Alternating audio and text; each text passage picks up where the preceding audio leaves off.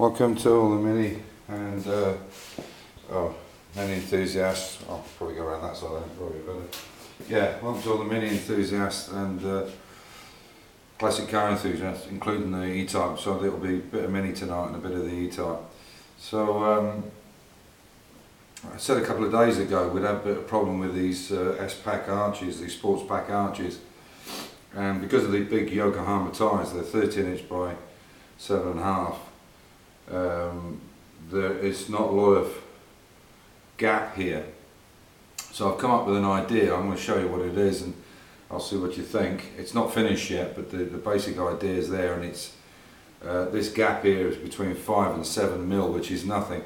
If you were cornering under braking, I'm pretty sure it'd come down onto and hit the arch, the inner arch, and I think that happens quite a lot because I see a lot of them that are scuffed.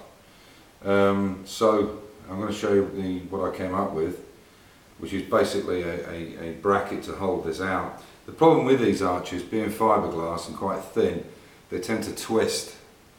So what I've done is I've done something on the other side, and it's created an arch that's it's about 17 millimeters. I can get almost a finger right inside it, whereas with here there's nothing. So I have a little tool here. This is actually a little piece of kit you can buy from just about anywhere. It's actually a depth gauge. It's used for doing doors, and it's marked in millimeters, but you could get it in whatever fractions, I suppose.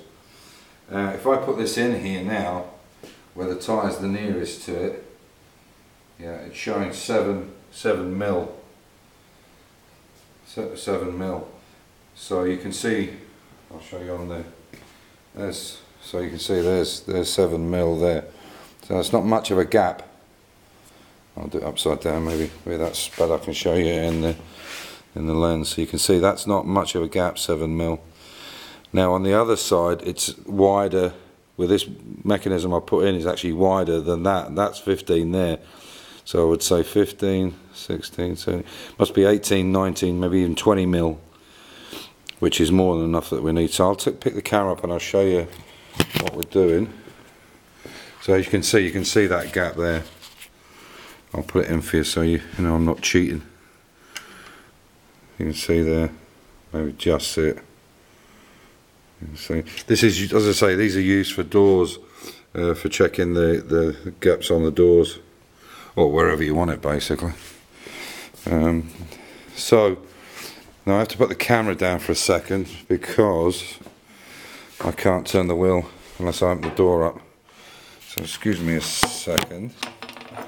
I'll turn this.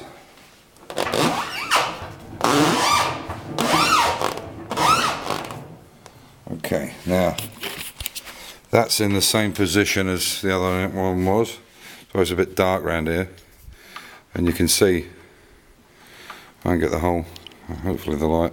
Tell you what, let me put this on, see if it'll help. That might help a bit. It might be too light. But anyway, it'll give you an idea. So you can see 7 mil is there.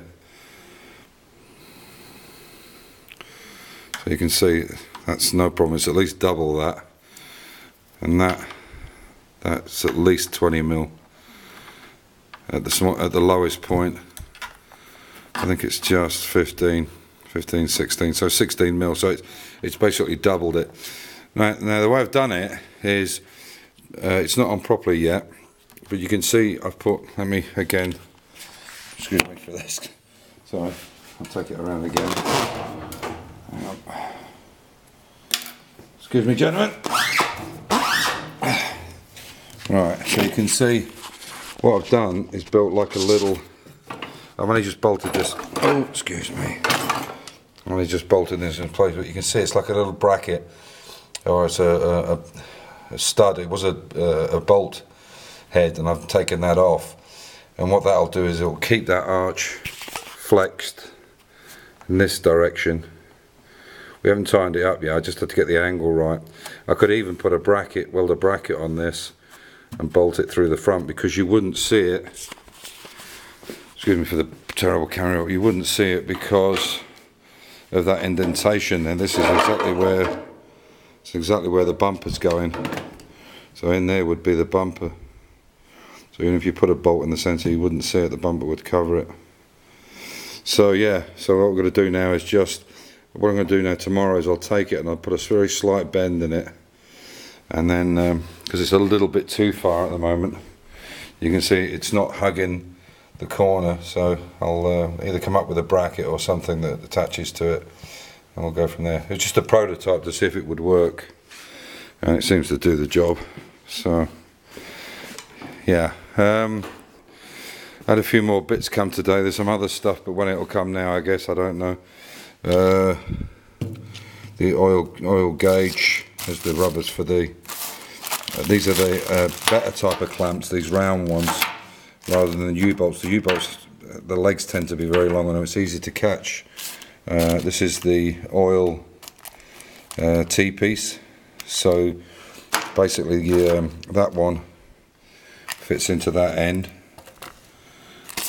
and then that T-piece comes off with this one onto this oil feed line, which goes up to the gauge. And this is the new inertia switch, and you can see it's the brackets are good on it, so it just has to be screwed on. And can you hear it? And then it's just picked up like that. It's only that inertia that's doing it. So yeah, we're gonna bring these right back down again as well. They're much too high. I didn't realise it the other day. Amir adjusted them, but it's gone a bit much too high with them, so we'll bring them down quite a bit. I think it needs to be down kind of this kind of, maybe just about half of that. But anyway, but they adjust really well. So just to finish off, for Nigel, if he's watching in, and the E-Type guys, or the Jaguar guys that asked me about the E-Type, you can see both the floors are in. This one is in completely. The other one is only held on at the moment, but it will be done tomorrow. The inner sill is welded on now, this inner sill, and these are the brackets. These are basically the gussets that fit. So I'll just take. Normally, what happens is you get two gussets. I'll just put this back under. You get this gusset here in the original car. You get this gusset and this one, and that's it. And then you get all your closing panels to finish off here, here. All these closing panels. This one is an extra one that Martin Roby came up with, which fits beautifully in between the other two. And what it does, it gives you some side impact protection, and it's not visible obviously because the outer sill is put on here and you can't see it, but the fact is if somebody hit you side on, that's going to give that body much more strength than it would without it. Normally it would be just this one at the back, so I'll take this off. Hopefully it won't fall. There you go. So you'd end up with something like that. So that's how it would be. This has to be in line with here. So that one is in and pushed down on there, and then that one lines up with the edge there, and that's it. So you had nothing in here originally, just the outer sill, which then goes on here, and that fits as beautiful as well. But so obviously this is, once this is one, it is in, the other side's done. We'll then get some 3M Scotch-Brite, clean it all back, prime it, prime both these inside, and just have the areas exposed where it's going to be welded, and then put this strengthening plate in, and then we put the outer sill on. So there we are. Yeah, she's coming on. Looks nice. This welds here that are in here, they'll be covered by the outer sill as well. That slots into this little slot very neatly into this slot here, so it comes down and slides in between, so you see nothing, and you can see how nicely that lines up. This is this bracket here is actually put on. It's a seatbelt anchor bracket, and you can see how beautiful in line that is, and here all the way along.